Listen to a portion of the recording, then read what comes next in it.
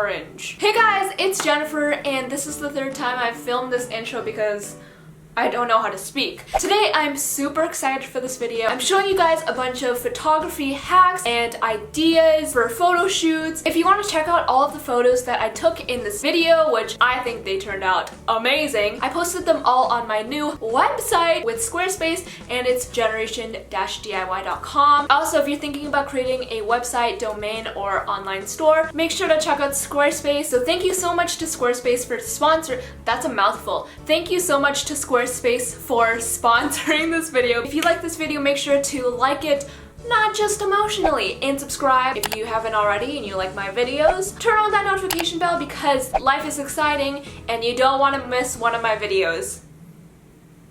I don't know if that actually made sense. And if you do turn on notifications, make sure to let me know down below because you might be featured as shout out of the week at the end of my next video. But without further ado, let's get started.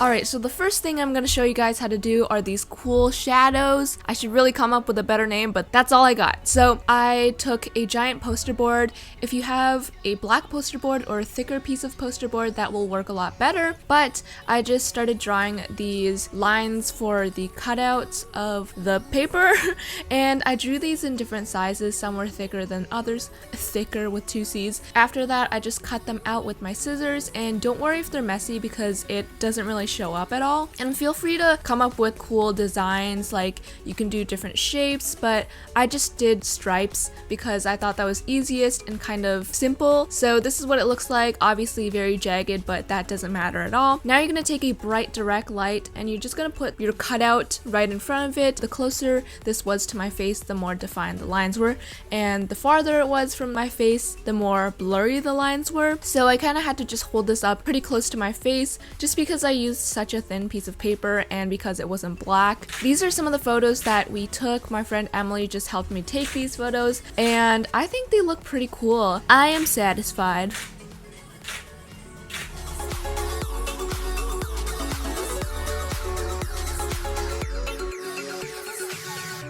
Okay, the next one are these shaped bokeh photos. If you don't know what bokeh are, it's basically those blurry dots in the background right now. So what I did for this was I took a piece of poster board. You can just take a piece of paper. I drew a heart on it because that's what I wanted my shape to be, and I just cut that out with my X-Acto knife. And now you can see when I put it close to the lens, all the little light dots turn into hearts, and I think it's really cool. I also made another one with a cross, and this one actually shows up pretty cool, and if you rotate it, it like also rotates. Obviously, the blurrier the lights are, the bigger the image will be, so you want to be as far away from the lights as possible. These are how my photos turned out, and I think they're really cool.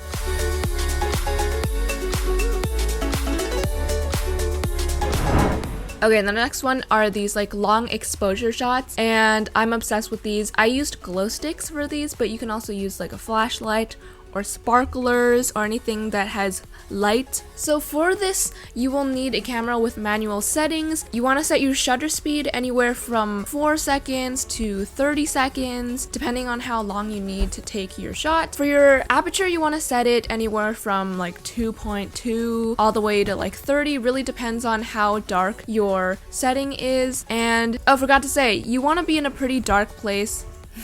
Not emotionally, but you want to be in a pretty dark setting so that your lights will actually show up. And then you want to set your ISO as low as possible. So for me, it was 100. Okay, so basically what you're going to do is just draw stuff with your glow sticks. And sorry I look so angry. I was just trying to stay really still. This works best if you kind of move slowly. Depending on how long you set your shutter speed to be, you can draw like more complicated patterns or simpler patterns. And all of the light movements that you make during those few seconds, the camera will pick up and it'll just look like a trail of light, which I think is so super cool. And you can have someone help you draw so that you don't have to move and so you don't look blurry, because you do want to stay as still as possible. But I decided to do these myself because I wanted to focus more on the light trails rather than like my person, if that makes sense. So I just drew a bunch of stuff around me. I especially like the swirls around me. I think it looks like some kind of wizardry. Makes me feel like Wizards of Waverly Place. Yeah, have fun with it, be creative. Alright, the next idea is kind of simple but so cute, and that's bubbles. I haven't played with bubbles in so long and I forgot how fun they were. So I like using bubbles because like some bubbles can be in focus and some won't be, so it creates this really cool effect. Obviously you can do this even with just like a phone camera and it looks really cool. So I feel like that's a cute photo idea that not a lot of people actually do.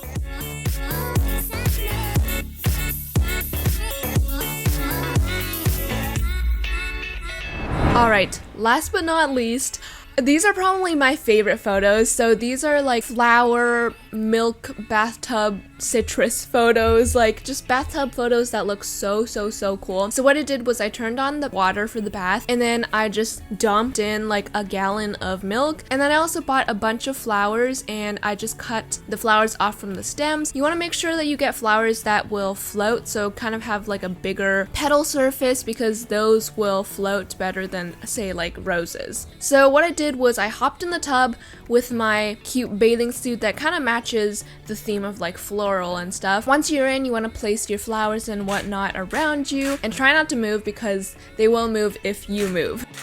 Hi guys. My friend Emily is back again helping me take these photos and have fun with it. I think it's super fun, and I was trying to suck in my belly so hard because you could totally see it like peep out. So other than the flowers, I also did citrus. So here I cut up a bunch of oranges, grapefruit, and lemons, and I just kind of stuck them in the tub, and I think these are so cute. I think I might even like these citrus ones better than the flower ones, but I didn't actually take out all of the flowers. I left some of them in so that I could mix them with the citrus, and I just love this so much, and it's so easy too. Anyone could do it if you have a bathtub.